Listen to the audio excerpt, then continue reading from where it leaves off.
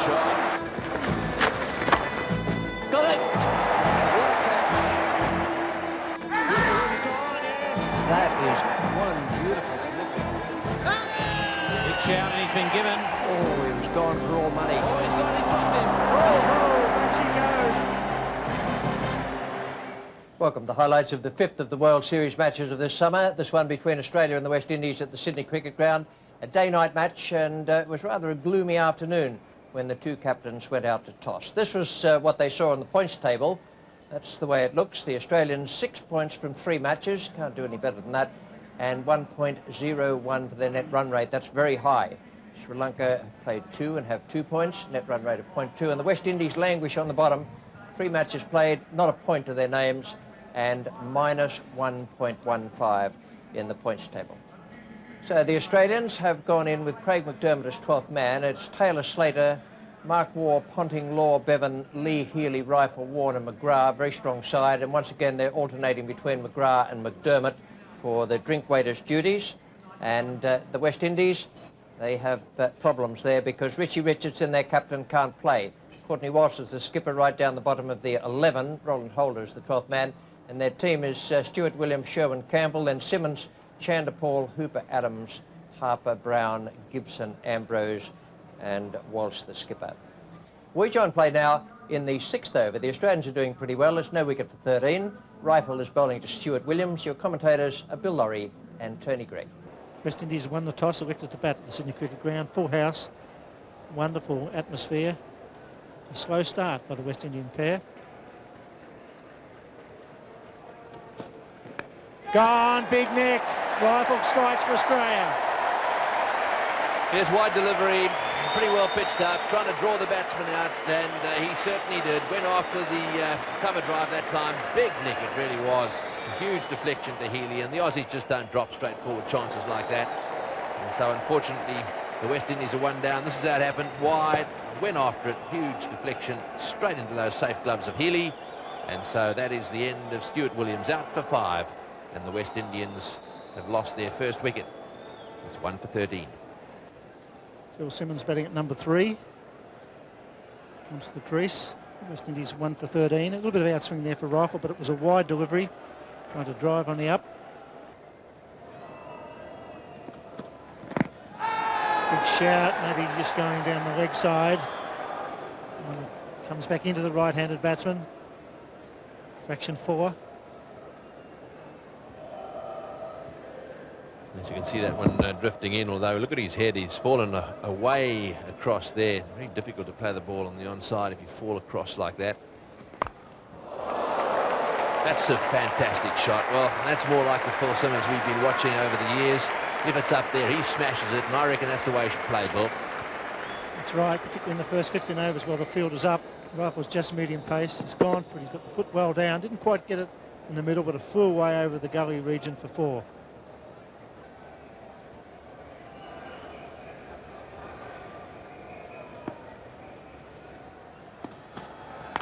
In the air, mid-on fieldsman coming around will get a hand on it and catches it. Shane Warne, the fieldsman, made very good ground. A very safe pair of hands. Phil Simmons dejected, but really hitting against the swing. The ball wasn't really wide of leg stump, pretty well in line with the stumps. Tried to hit him over mid-wicket, more or less a leading edge, and Shane Warne does the rest. No wonder they all rushed over to Warne. That was a hell of a catch. He's going pretty much at full tilt all the way. Gets himself slightly into the wrong position about halfway through, and then has to do a half turn, no pike, and caught it very, very safely.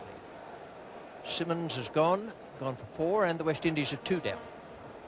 Shivnarine Chander Paul, the number 4 batsman for the West Indies in this game. Just 21 years of age. Very talented young player.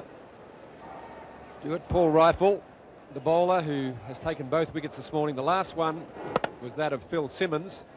There's a clash between the batsman and the bowler. While the ball's in the air, they were both watching the ball. Phil Simmons sees that he's caught and then apologises profusely. 9 overs gone, 2 for 21. Campbell, the one finding it most difficult. 8 runs from 24 balls. he'll be facing. He's nicked it and he'll get runs this time. A thick outside edge. Didn't look like carrying to Mark Taylor at slip. It was just that length that makes it very difficult for the slip fielder. Very hard to come forward in that position. Could have been a teeth breaker had he tried to come forward and had the ball bounced on him.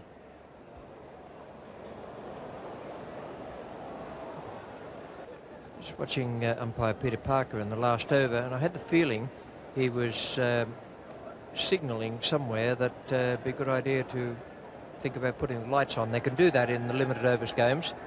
They don't allow it in test matches. And the Paul again gets the ball into the gap, and that's a very important part of batting. Something which Campbell could observe. So 2 runs there to Chandler Paul. That's in the air, he's gone. Mark Taylor takes a very comfortable catch low down. He's won the last over from Campbell, which never looked like carrying. This time the ball carried well, and Paul Reiffel has done it again. Well, we know that McGrath's in good form. We've seen him doing it all the way. Reiffel's had a leg injury, but he's back with a vengeance, and Mark Taylor, with those beautifully safe hands, has snapped up another one. Chandler Paul, the man out for 3, and it's 3 for 28. The West Indian innings in crisis. Carl Hooper, the man for the crisis. Over the top. Can't afford to slide onto the pads in limited overs cricket, particularly against someone like Carl Hooper, who's very strong in that area. Carl Hooper doesn't mind going in the air. It's a 1-day game or a 4-day game. He still likes to go over the top. They need a few strokes like that because we're into the 13th over now, coming up towards the end of the 15th, where the field can be spread. And there's only 33 on the board and 3 wickets down. Over the top again. Won't quite go all the way. Yes, it does. Michael Bevan, very quick, but not quick enough. Nobody's really gotten a start yet. It's a lot of balls in the air, Carl Hooper. Finding the boundary at the moment, but it is a risky business if you keep doing it all the time. Fully on length, but he got it. And over extra cover for 4. The 3rd time he's done it in 2 overs. And that's beautifully hit, that one. Looks good, and it's fantastic when it works.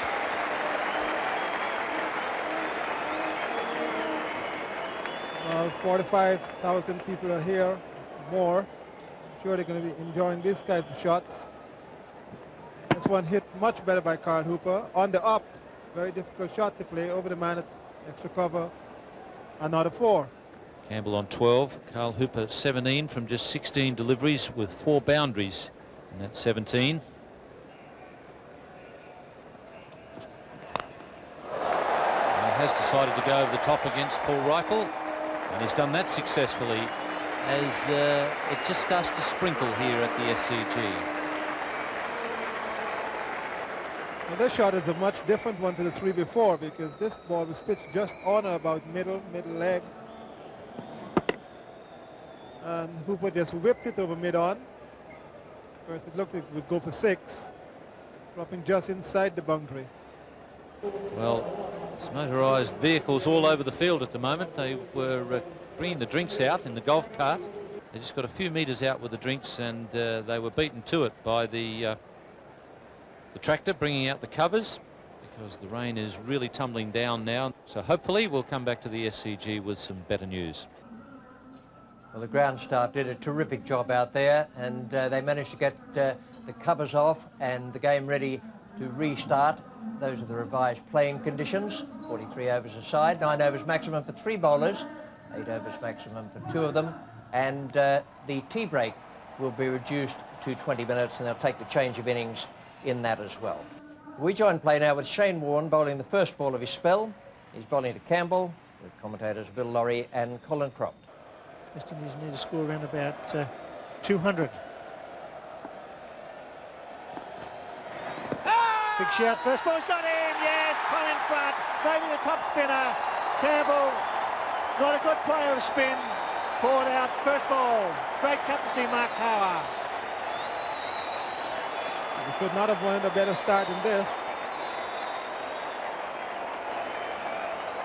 And he walks back slowly, but top spinner from Shane Warne, straight on, probably middle and leg, playing back, confident appeal.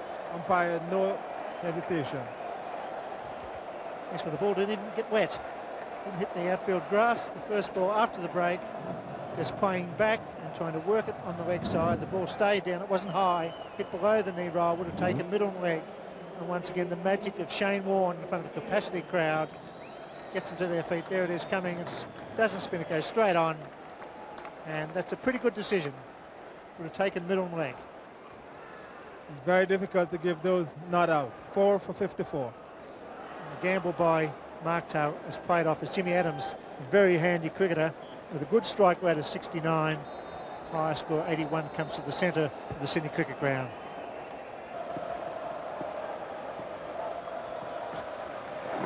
Adams going back and across. It's a very interesting session. Pass both bat and pad. Oh, it's out, Joey. Yes! What a shot from Jimmy Adams. He chipped it straight to Mark Law. You cannot believe this. The West Indies in ruins, with Shane Warne doing the damage. Well, I'm not sure that Shane Warne actually did the damage in this. This was pitched so very wide. Jimmy Adams intent to pulling that from very, very wide outside off stump. A golf shot. And the man at mid-wicket taking a very easy catch. And they're in raptures. Yes, Jimmy Adams departs, doesn't score in 1996, he's out. Second ball. A shocked crowd here at the Sydney Cricket Ground. It's 5 for 54. Roger Harper, career strike rate of 76, only a 16.7 average.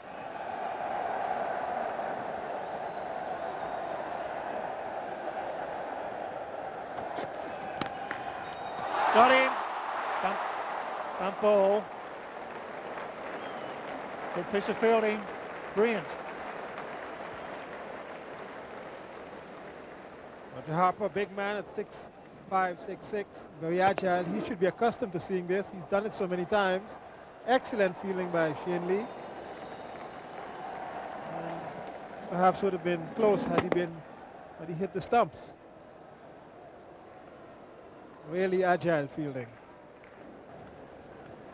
Pretty consistent. 1 for 20, 1 for 40, and 1 for 40. Oh, that was a bit of a battle. Bit of a rugby side shirt there too. Hit him on the side. They're both scrambling, one going for the ball. And maybe a trip. Wait for the umpire's decision. I doubt the umpire would get into this. 50-50. Bat, pad's getting into the way. 43 to Carl Hooper, 11 to Roger Harper. Just thinking back on that comment that you made, Greg, about Carl Hooper. That's nicely placed. Long chase there for Glenn McGrath. And he can't cut it off. So the first boundary since the resumption. Yeah, a shot that he hit over mid-on early in his innings for 4, I said, was reminiscent of Viv Richards. Playing like that is also reminiscent of Viv Richards. He quite often used to come in and carve you up for 30 and then you just bleed to death quietly after that. Carl Hooper just 1 short of a half century. It's well taken by Ian Healy and well run, Roger Harper. Good thinking, and that's 50 up for Carl Hooper.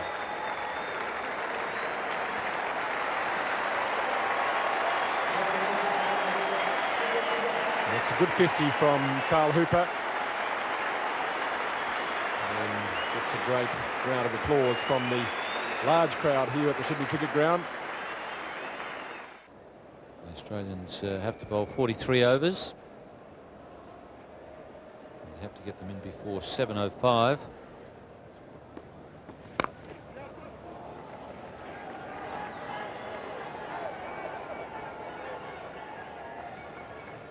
Brings up the 100 for the West Indies. A good partnership going here between these two. The last wicket falling at 54. He's thrown away the best partnership of the innings. And Carl Hooper's has been thrown away the best innings so far. And finding the gap, that's well played. Opened the blade, realising that there was no one out in the deep behind point. Only had to beat the infielders, and it was a boundary, and that brings up the 50 partnership. 45-degree angle down to the boundary. And the ball racing away on quite a fast outfield despite the rain. It's well hit and into the gap. Well, we saw Carl Hooper go over the top early in the innings. He's been a bit more circumspect in the second half of his innings, but doesn't waste the opportunity here. He generally plays the sweep shot. This time he went for the upright sweep, and he's hit it square, and that fielder who's just moving into too late there has been shifted square. Oh, and that could have been just about a no ball. In fact, it has been called a no ball.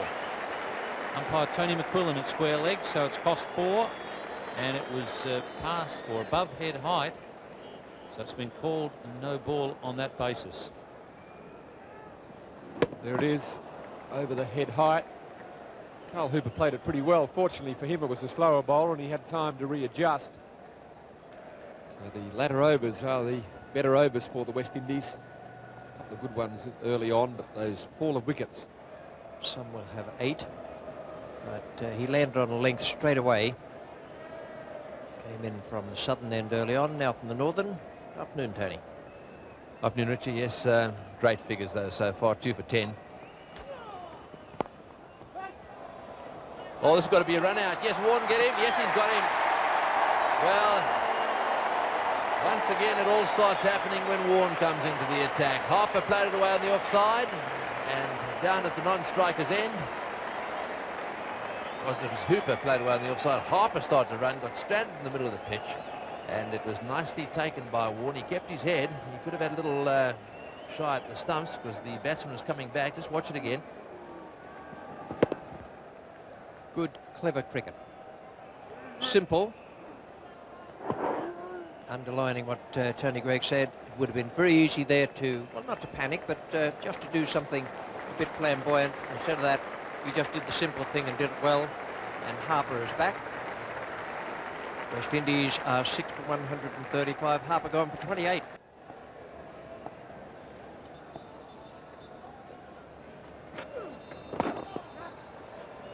Flipper, they'll get just the one leg by from that. Ottis Gibson is the new batsman, and he hasn't had a great deal to do with leg spin bowling. He's a quickish bowler himself and an all-rounder. But the flighted ball may cause him a little bit of a problem. He's a very big hitter. 6 for 150. Gibson is 4. He's facing Glenn McGrath. That's all he'll face. That's good cricket from McGrath. Beautiful Yorker, and quite carefully planned. Just a haphazard delivery. Very, very good performance from him. Yes, this one dead straight, and back goes the off stump. He certainly was winding up for that one, Ottis Gibson. He was trying to hit that out the ground as well. Good bowling, just angled in a little bit. So Ottis Gibson coming in and having to play a few shots out for 4 off 9 balls, bowled by Glenn McGrath, 7 for 150. This is over number 40, and Courtney Brown is the new batsman, taking Ottis Gibson's place. Similar type field for Glenn McGrath. Have a look at this dismissal. Have a look at how he winds himself up here. I think he decided he's going to have a go at this one. And he did, but unfortunately he wasn't in the same parish as the ball, and of course McGrath is a high-class bowler these days, just slanting it in there, realising that the West Indies have got to go for it. He had it right up there as well, And that fairly destroyed the off stump. That was the end of that.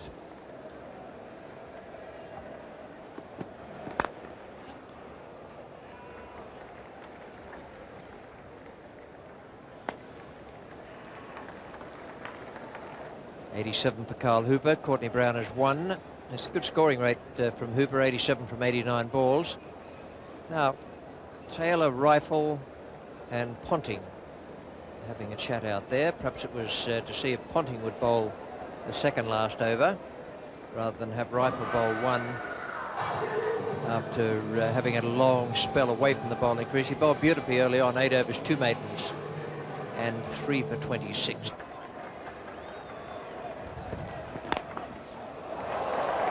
In the air and safely pouched.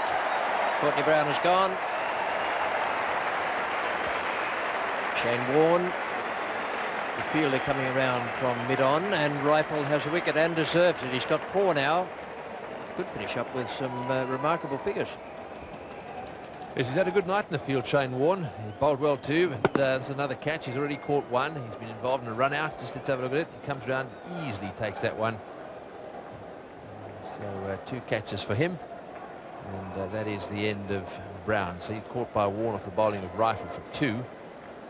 Needed a boundary or 2 there, and the West Indies slipped now to 8 for 164. Curtly Ambrose is the new batsman. The innings is supposed to finish very shortly, and it will go through to the 43rd over.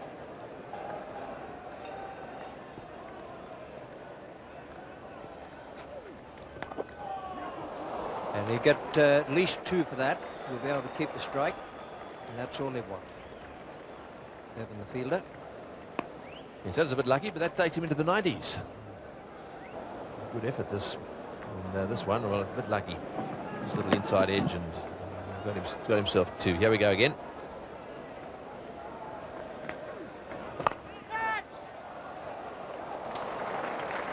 And that's saved runs. It was beautifully done out at mid-wicket. Hooper thought he had the ball through, but Mark Waugh, some touch of magic, got across.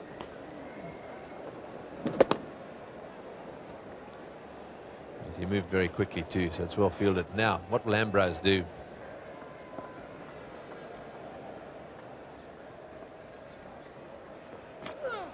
That's a punishable offence to do that when Carl Hooper's up the other end. All you had to do was push a quick single. 8 for 168. I doubt if Carl is completely overjoyed about that. Warne very funny when he got him out copying what Ambrose does. There's the delivery, and watch Warne goes through that little routine that Ambrose goes through.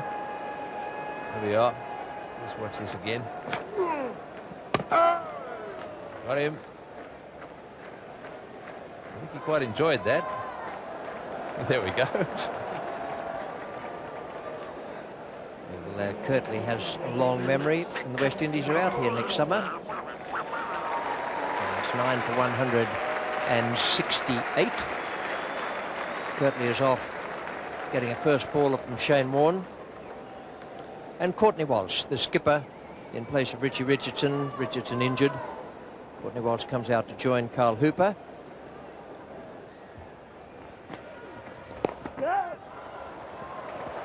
Well, that's good, sensible cricket.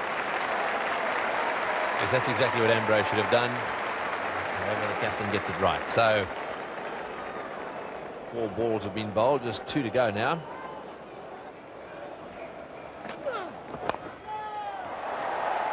Just take a single there. Can't do anything about that. So, oof, that's not a good throw. There's been some pretty sloppy throwing out there from the Australians under pressure. Also catching and a couple of missed fields on the ground. Now then, last ball coming up, so this needs to be attack from Courtney Walsh.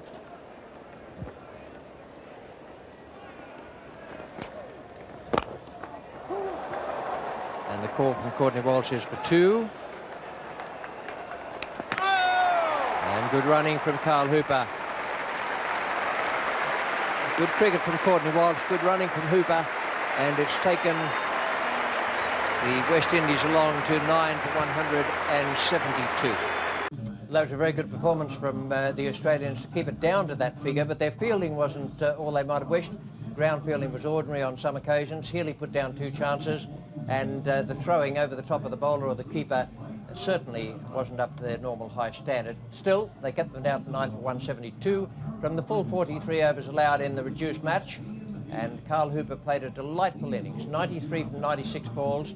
That's more like the Hooper we know, and it's what the West Indies need.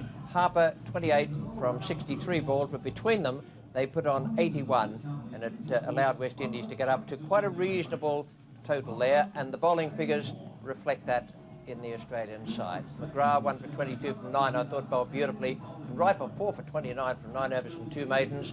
Law was reasonably expensive, so too Lee, and Shane Warne 3 for 30 from 9 overs and 2 maidens. Bevan had 31 taken from 4 overs. So the asking rate is 4.02 per over, and in all the Australians need 173. Very competitive bowler, but now he's captain. He'll probably lift a cog or two, if that's possible when you give 100%. And very keen to get a breakthrough. Good economy rate, 63.9, 146 matches played. There'll be a chance if he hits it. He hits it, he's home. It just took a while to throw it. In fact, he's gone. He's given himself out. Well, I thought he'd made his ground. Well, slayed his nerves. It's cost a big wicket here. Captain Taylor thrown out by the bowler. I thought it took a long time to throw it, but that's a wonderful effort by the captain. 33 years young. This is a superb effort by Courtney Walsh. Taylor's a little bit asleep. He's not moving quickly. Courtney Walsh transfers the ball and hits it directly, around by a long way. And the exuberance, he feels good. It's 1 for 4.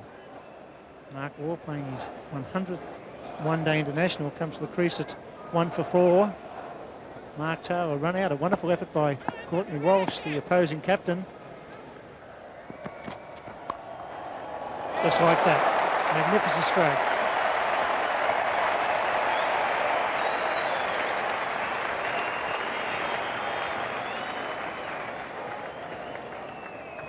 This is as good as you could get. Just using the pace of the bowler, guiding it just wide of the man at gully. Man backward point did not have a chance.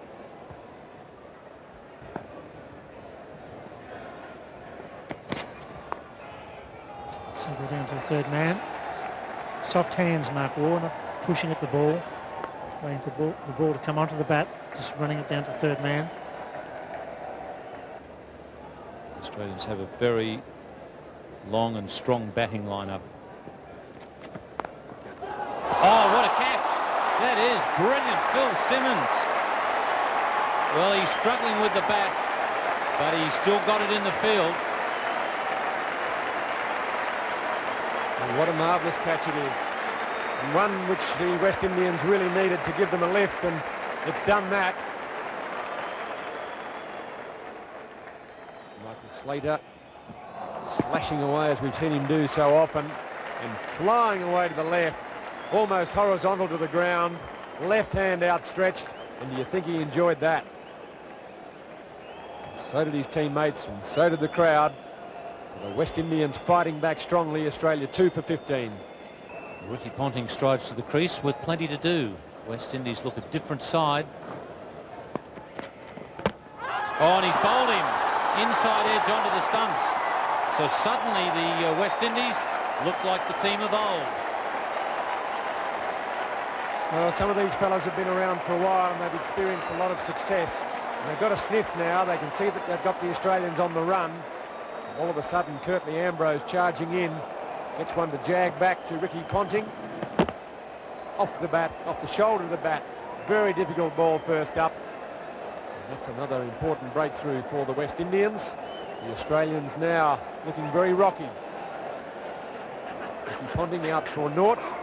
The Australians 3 for 15. Well, Stuart Law has done a very good job since he came into the Australian one-day side. good average of 38 and an excellent strike rate of 75. But now he's facing a hat-trick from Curtly Ambrose, and it's a resurgent West Indies. Ambrose getting the wickets. That's a magnificent catch by Phil Simmons. Wickets of Ponting. And Stuart Law saves the hat-trick. So that was Michael Slater and Ricky Ponting gone from successive deliveries. And Stuart Law in to face the music. Well, we have a match on our hands here at the SCG. The Australians 3 for 20 after 9 overs. That's very well hit by Stuart Law. It's gone 3/4 of the way to the boundary. The Australians in a bit of trouble after losing 3 quick wickets. In fact, Curtly Ambrose was on a hat-trick.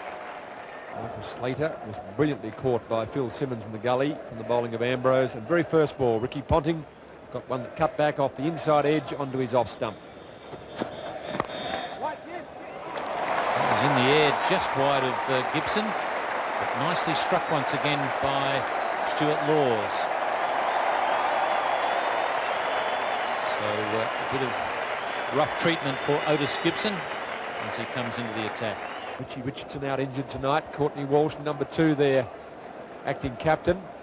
Won the toss and elected to bat first. And he's really got his team firing. Seems to bring the best out of Curtly Ambrose when Courtney Walsh is around.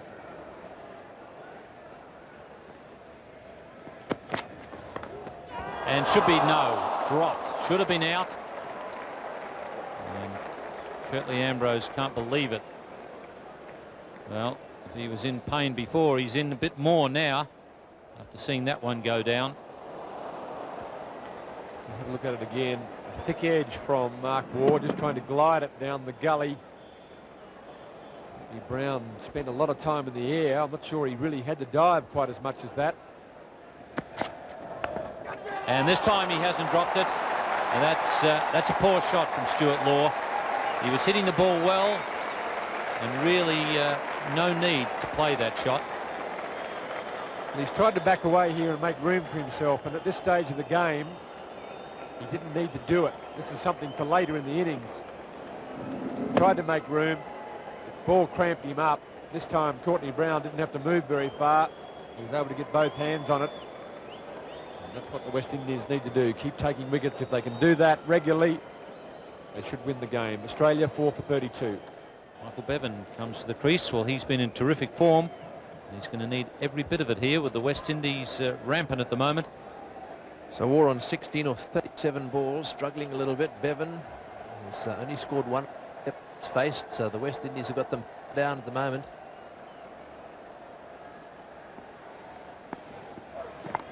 It's in the air and he's gone. Yes, he tried to close the face. He certainly hasn't got it together tonight. Tried to close the face on the onside, hit the front edge, the ball just lobbed on the offside, and the West Indies have struck again.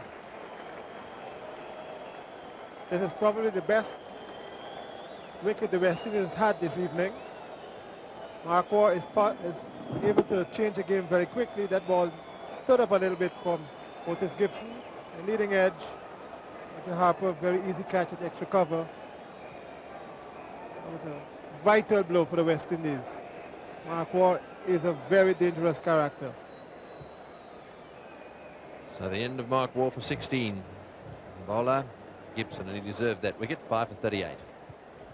So Shane Lee is the new batsman. This will be a challenge for him as well. So Bevan out there with Shane Lee, just Healy, Reiffel, Warne and McGrath to come. Got him, caught behind. Yes, it's all over, Shane Lee. A wizard ball outside off stump there, and boy, isn't he happy.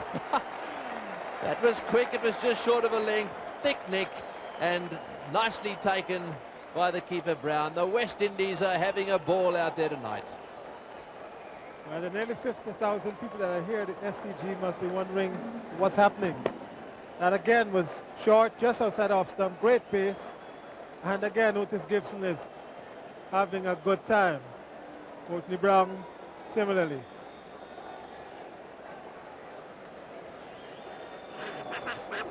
So, Shane Lee and the Duck disappear off the SCG, and the Aussies in so much trouble. 6 for 38. So Ian Healy has come to the crease in all sorts of situations, not often with a score on 6 for 38 though. There's just a much more positive look about the West Indies tonight. Roger Harper, the fielder, come back for 3.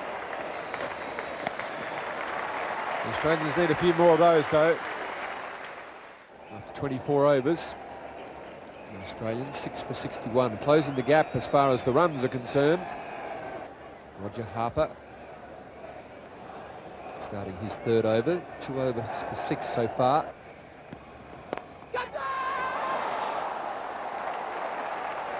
Well, Bevan's waiting to see what has happened with Harper. Harper says he's caught it. Bevan is waiting. Tony McQuillan's waiting. Peter Parker's going to wait as well. He's going to move over to the umpire. Bevan has shaken his head. Now, from behind here, there's a question of, we saw that Harper grabbed at the ball. Just a question of what happened to it then. This is the front-on view of Roger Harper. There it goes.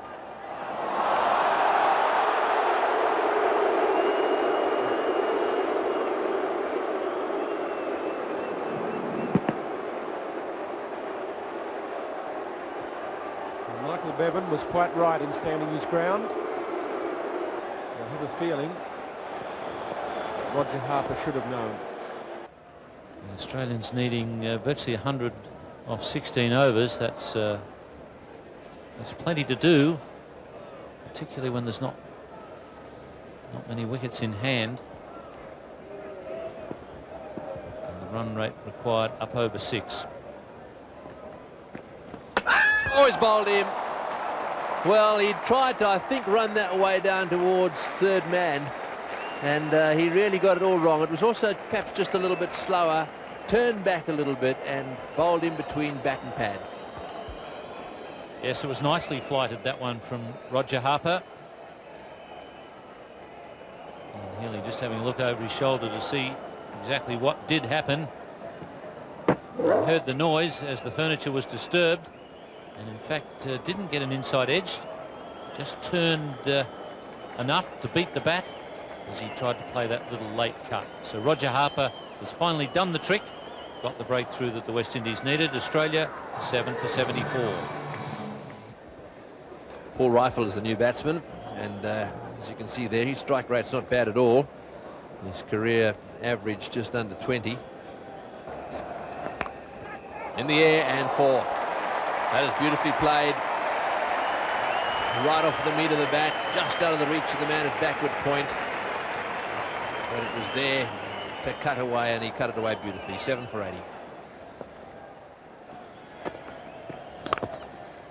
Oh, he's hit that one well, beautifully struck. It's racing between the 2 fielders, hit to the fence for 4. That's a beautiful cover drive. Just gave him the slightest bit of room. He's a lovely timer of the ball. It's once again that placement. Not only does he use his feet well to come down the pitch, Michael Bevan, but as he's coming down, he gets in position to hit the shot that he selected in his mind. We'll just close the gap up there a little bit.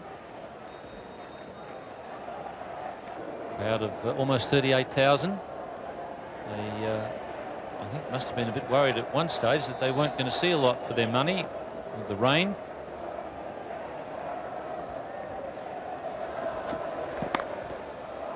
That's 4 as well. That's very well played. There's a man square, he couldn't hit it there. He just delayed his shot a little bit and smashed it off the meat of the bat just a little later than he'd normally play the shot. And it's gone screaming to the fence. Once again, that timing really counting for much in that shot.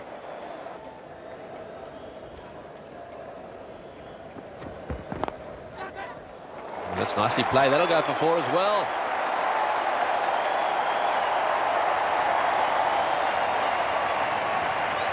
Well, if someone stays out there with Bevan, Australia could still win this match.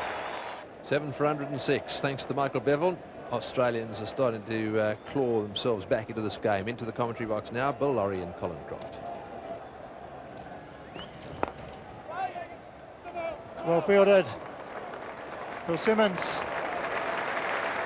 He's made himself as well. He took a great catch already. Maybe he rolled on the ball then. Very good save. Simmons is a big man, falling to his right. Ball in front of him, but seems to have damaged a little bit of his falling down on the second attempt, hurting his back while throwing the ball. Phil Simmons is a big man, well over 6 feet, probably well over 200 pounds. Courtney wants to bowl his final over. That's the situation for both teams. It's a good shot. Reiffel picking up one. It was just a fraction short. It'll go all the way.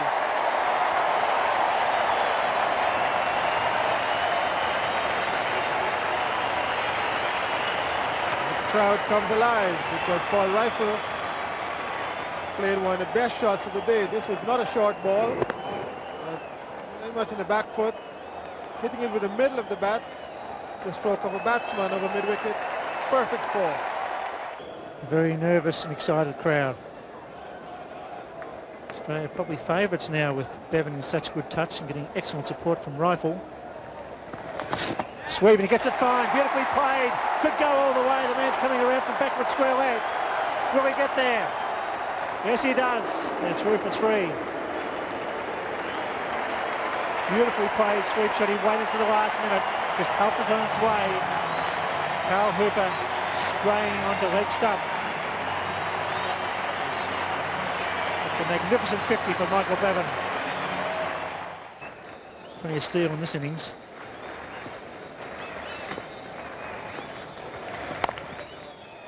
Out to the gap. This could go all the way to 4. It's going very quickly.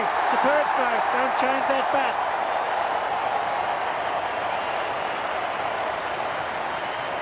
And suddenly the crowd is very vociferous.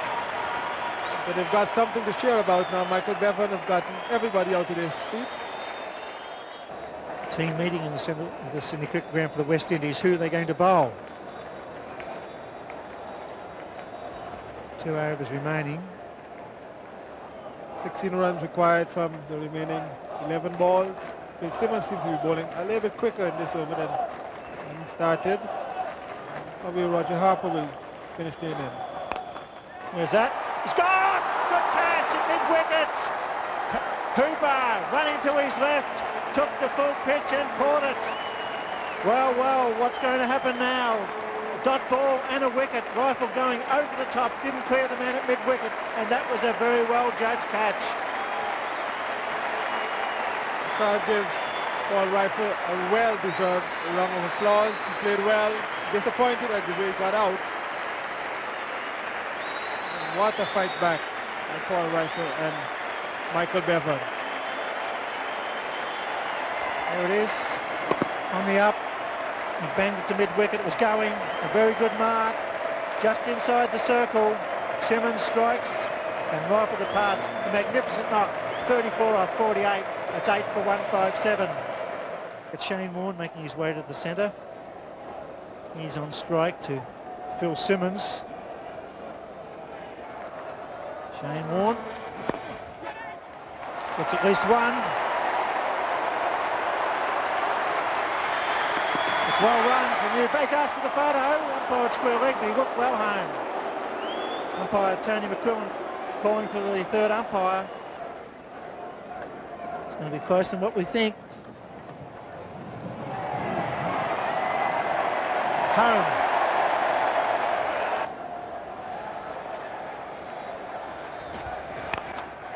Time is gone out. This could be one of the 4s thereafter. It's into the gap. It goes all the way.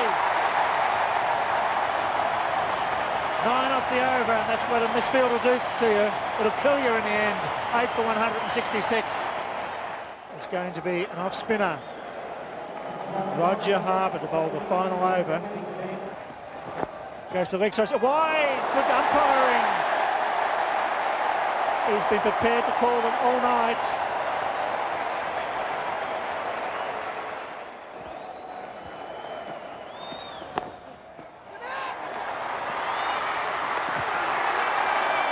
Call for the photo. This one's going to be very, very close. I think that was out. It's well taken by Roger Harper. What's this one again? He has to be in real trouble here. Roger Harper diving, diving, diving, and that's well out.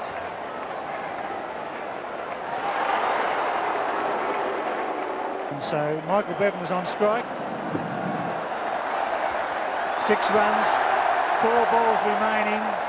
Glenn McGrath making his way slowly to the centre of the Sydney Cricket Ground. And we go over the top, we keep it along the ground. Crunch. Misfield. Just one. Wow, this is interesting. Glenn McGrath's on strike. 5 to win. 3 balls remaining. A very good save by Chanderport cover. Started looking at least 2. Chanderport hitting the ball down in front of him. Still might have been possible too.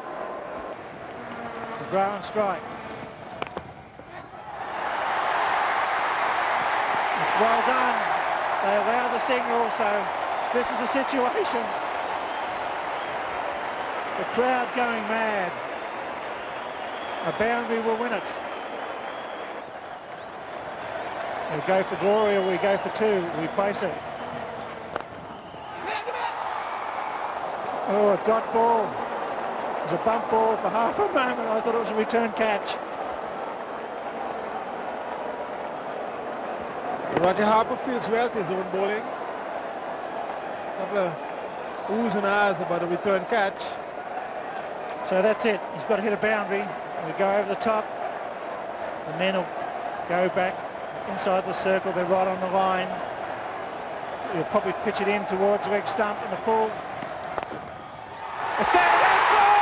It's victory for Australia. What an effort. What a stroke. It's Michael Bevan's evening at the Sydney Cricket Ground.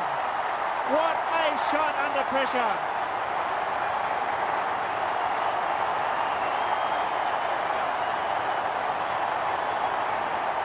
The crowd is going mad at the Sydney Cricket Ground, and why not? You've seen one of the all-time great one-day innings from a young man who's fought his way back into the Australian side, and a full house goes berserk. Michael Bevan soaking up all the accolades he's getting, and well should he do so. He's batted like somebody who's been playing cricket for a very long time. Ended up on 78 from 88 balls.